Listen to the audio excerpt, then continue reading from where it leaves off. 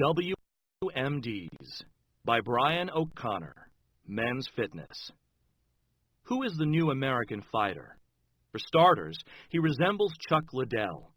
With a thick coil of a neck and a close-cropped mohawk, the Ultimate Fighting Championships, UFC, light heavyweight title holder looks like a Marine who'd take great delight in clearing a mosh pit. And that Chinese calligraphy tattooed on the side of his head? Obviously, his threshold for pain far surpasses that of the average Joe, and Jim, Bill, and Bob combined. And that's helpful when you work inside an octagonal cage for a living.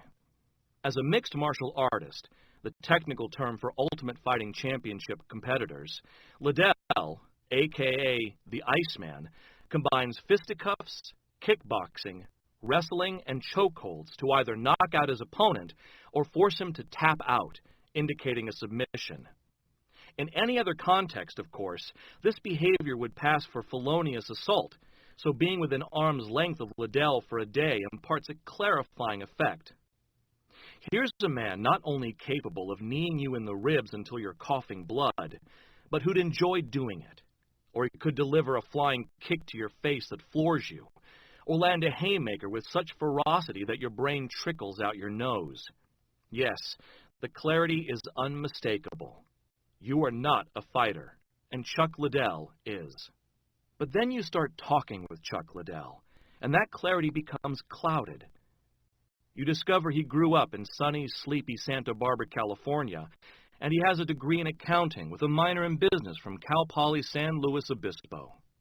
And then you learn that nearly 80% of the Ultimate Fighters have at least some college education, if not degrees.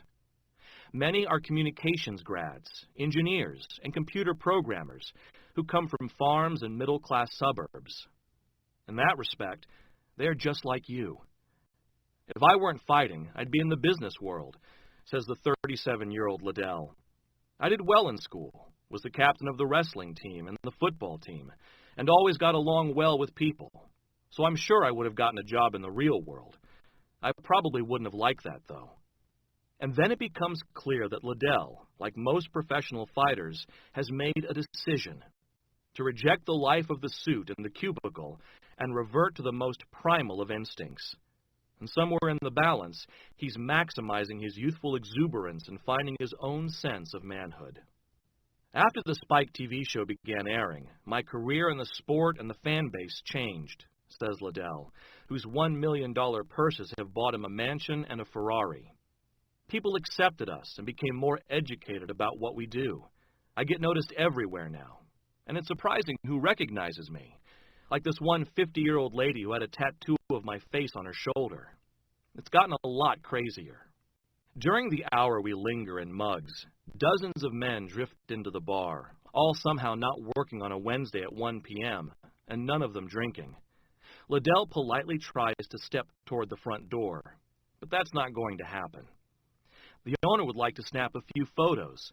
One guy has his buddy Sean on the phone. "Chuck, can you talk to him?" "Hey, can you sign this for me?" Liddell diplomatically obliges. The sound of backslapping and the hushed murmur of awe and deference fill the air. Eventually we escape in a hired SUV that takes us to Manhattan's Peninsula Hotel before shuttling us to a taping of Late Night with Conan O'Brien, and then the Wise Guy Show on Sirius Satellite Radio. The SUV stops and Liddell exits toward the gilded entrance, where a small pack of fans congregate. He calmly signs autographs, gloves, and posters. It occurs to me that the Chinese calligraphy tattooed on his head, which Liddell translates as place of peace and prosperity, is a self-fulfilling prophecy. He is living in the moment. In a few weeks, he'll return to his grueling training schedule, walking a wheelbarrow filled with 150 pounds of concrete up and down a steep San Luis Obispo driveway. And when he returns to the octagon to do battle with his next opponent, a college degree might seem inconsequential, but it's not.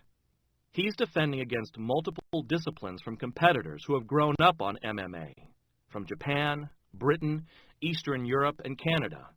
Guys who are helping the sport evolve and adding new martial arts disciplines into the mix. And they're gunning for him.